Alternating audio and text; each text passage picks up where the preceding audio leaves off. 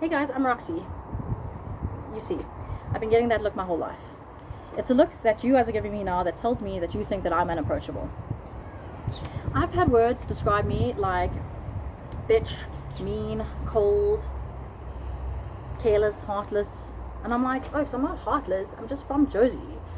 You know, it's just how we look. It's like our factory default setting is resting bitch face. You know, but like, yeah, so Josie didn't really ever connect with me. So at some point I started taking off my shoes, running in the forest, doing some acid, and I realized it's not my vibe. So here I find myself in the mother city, the wellness capital of Africa. Yeah, the decision to move here was a bit tricky, a little apprehensive at first. Firstly, it's like, why the fuck would you move to an ocean that you can't swim in, you know? The next one is the wind. We do not understand the wind in Joburg.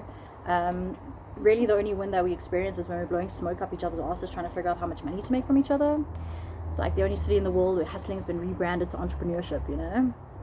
So that was the thing. I think the biggest thing for us is like we hear that Cape Town is cliquey.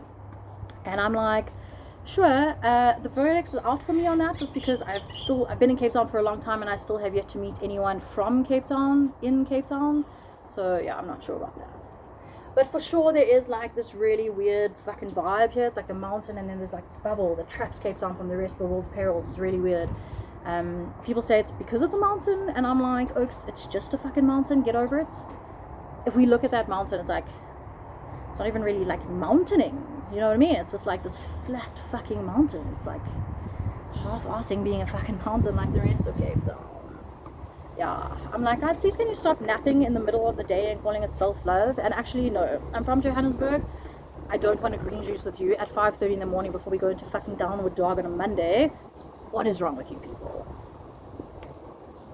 But anyway, so one of the cool things that did happen to me when I got to Cape Town was that I met my human.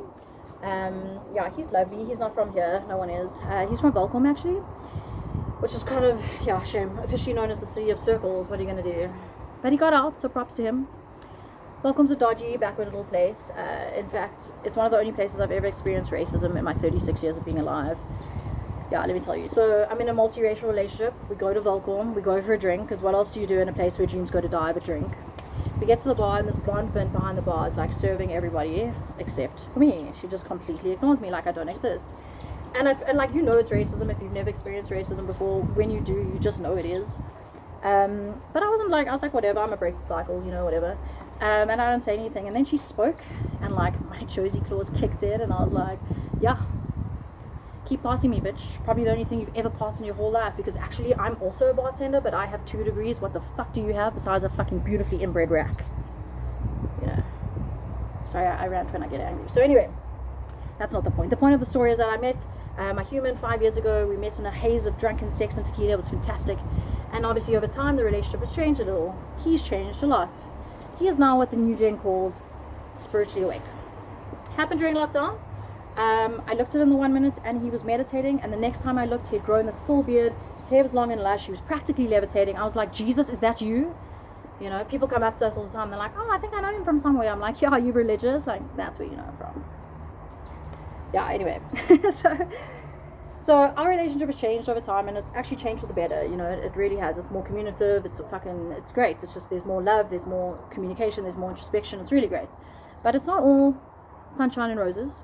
There are negative effects to the spiritual journey. In fact, in spiritual circles, we say the shadow side of spirituality, which is in fact that it's completely fucked up my sex life, like proper. Yeah.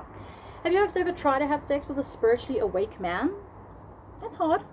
Not in the good way. We used to have sex 2 or 3 times a day. Now it's like we have to wait for our inside and outside worlds to be connected. It's like, should we get it on? Yeah, let's check the lunar calendar, and hopefully it's an intersection between the 2 love planets, Venus and Saturn. And now the only thing in fucking retrograde is my vagina.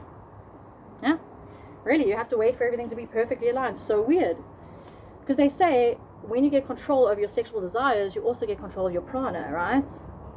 In fact, the great gurus imply that sex is a distraction on the journey of self. And I'm like, how the fuck so, you know? Isn't sex something we do with ourselves, like on the regs?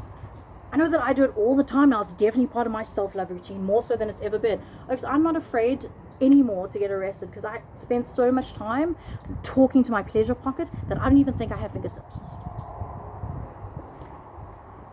Yeah, but anyway. So as we sit together, coming out of yet another drum circle, and we're sitting, and some guy named Storm is like saging, you know, with a feather, sage smoke on us, trying to like open us up and center us before we're about to take a shitload of hallucinogenics.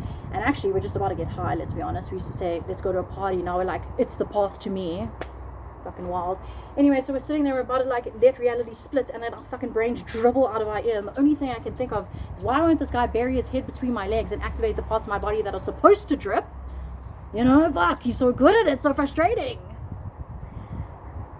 Yeah, and I'm like, okay, fine, you know what, I don't want to be a bad girlfriend, I don't want to take him off his path or whatever, so I've had to find like a new approach to this, hashtag growth for me, you know. So check it, this is what you got to do. You got to light 6 to 12 candles, lavender, put them behind the bed, then check the calendar, it's very important. You got to get a cinnamon and rose oil going, it's got to fill the space for at least 15 minutes, then he's got to enter the space, you've got to do a breathing practice, again, 15 minutes. Then you have to stare deeply into each other's eyes, and you have to really get that energy connection, get those energy cords strong and solid. When you can feel the energy filling up the whole room, you need to take his hands, stare deeply into his eyes, and honestly say to him, babe, I need you to help me experience my female energy. I need our bodies to connect and dance as one tonight.